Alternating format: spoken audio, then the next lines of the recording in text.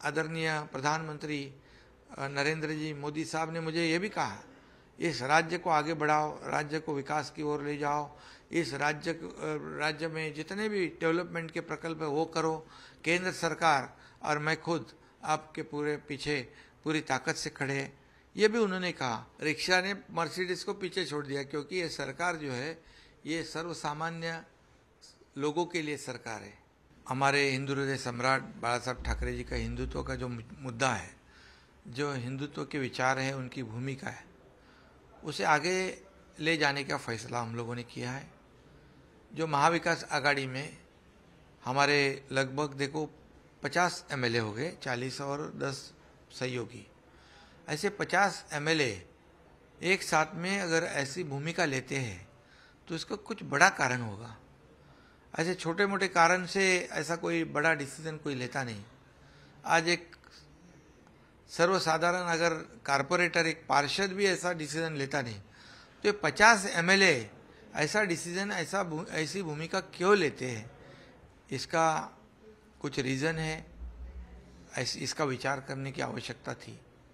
लेकिन हम लोगों ने जब शिवसेना बीजेपी के साथ चुनाव लड़ा था 2019 में, लेकिन सरकार बन गई कांग्रेस राष्ट्रवादी के साथ, और इसके वजह से हिंदुत्व की बात, जब जब हिंदुत्व के मुद्दे आए, सावरकर जी का मुद्दा आया और कई मुद्दे आए, मुंबई बॉम्ब ब्लास्ट का मुद्दा आया, दाऊद का मुद्दा आया, और भी कई मुद्दे जब आते थे, तो हम कुछ भी निर्णय नहीं ले पा रहे थे।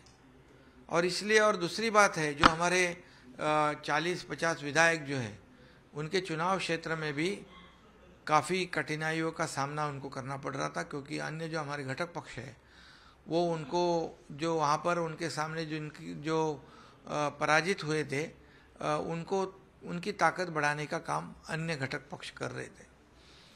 और दूसरी बात, जब हम लोग चुनाव में जीतते हैं तो हमारे चुनाव क्षेत्र के जो मतदाता हैं उनकी अपेक्षा होती है डेवलपमेंट होना चाहिए, पानी चाहिए, रास्ते चाहिए, जितने भी मूलभूत जो काम है डेवलपमेंट के, वो अपेक्षा रहती थी। लेकिन हमारे एमएलए जो है, विधायक जो है, वो नहीं कर पा रहे थे, फंड की कमी थी और बाकी सब समस्या थी।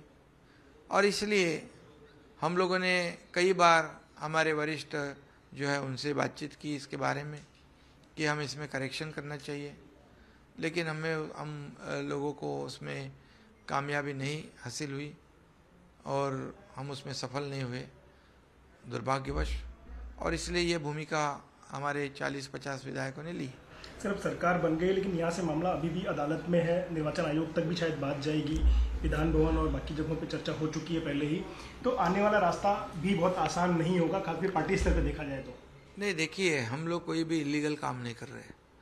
इस देश में लोकशाही में कॉन्स्टिट्यूशन है, रूल्स है, कानून है, उसके मुताबिक ही काम करना पड़ता है।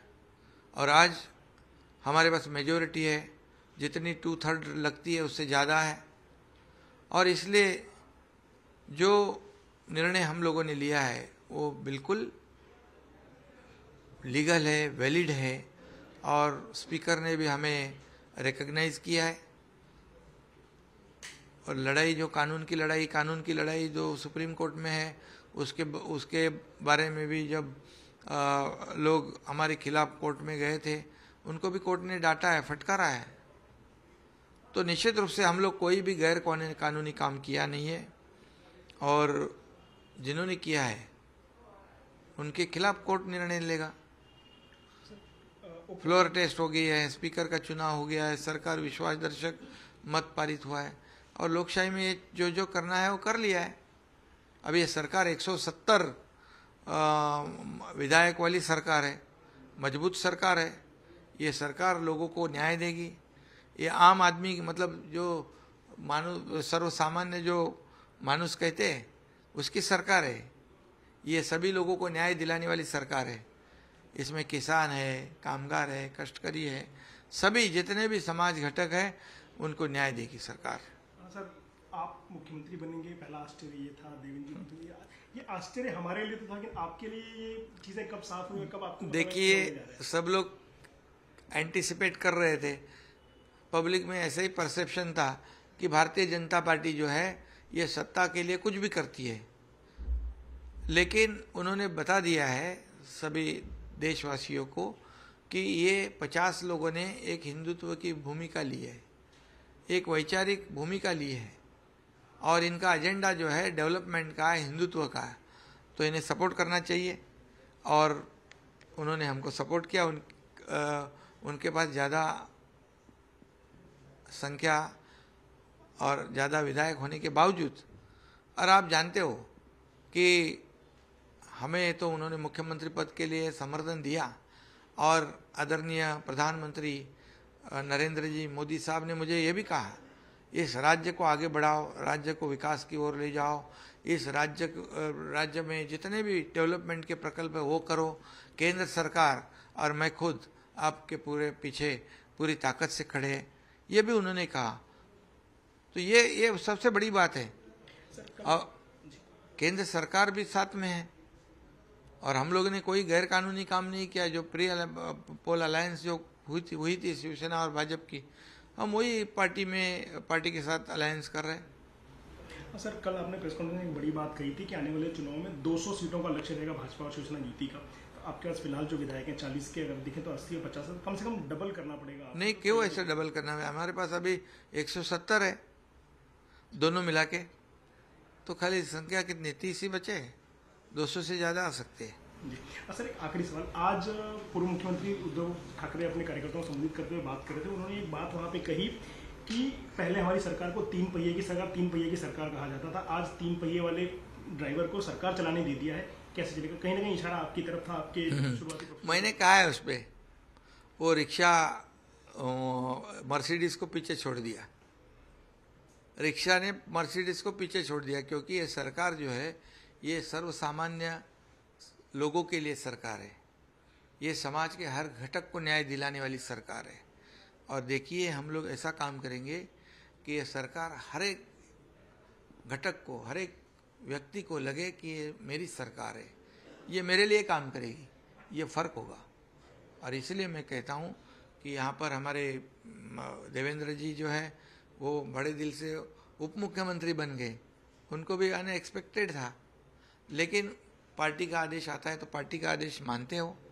और मेरे जैसे बाला साहेब और आनंद दिगे साहब के कार्यकर्ता को मुख्यमंत्री पद की कुर्सी पे बिठा दिया, इसलिए मैं प्रधानमंत्री जी का, केंद्रीय गृह मंत्री जी का और भारतीय जनता पक्ष के प्रमुख जो है अध्यक्ष नड्डा जी का, कल ही मैं उनको धन्यवाद दिया है, आज भी धन्यवाद देता हूँ कि उन्होंने एक मौका दिया है और लोगों को जो परसेप्शन था वो पूरी तरह बदल दिया है, चेंज कर दिया है कि भारतीय जनता पार्टी सिर्फ सत्ता के लिए नहीं, एक विचारधारा के लिए भी पार्टी है।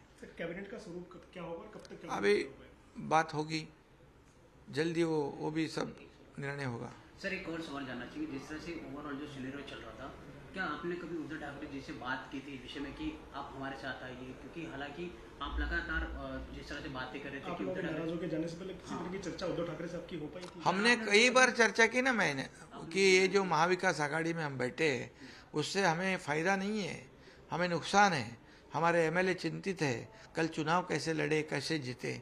हम नगर पंचायत में 4 नंबर पे गए, मुख्यमंत्री होने के बावजूद पार्टी 4 नंबर पे जाती है।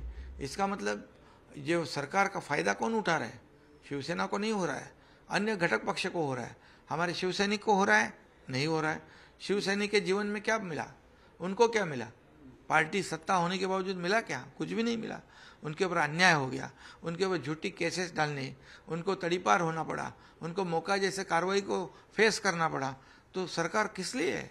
सरकार जब सत्ता होती है तो जैसे शिवसेना है, शिवसैनिक है, उनको न्याय देना चाहिए, उनको खुद के बलबूते पे खड़ा होने के लिए ताकत सरकार से देनी चाहिए थे।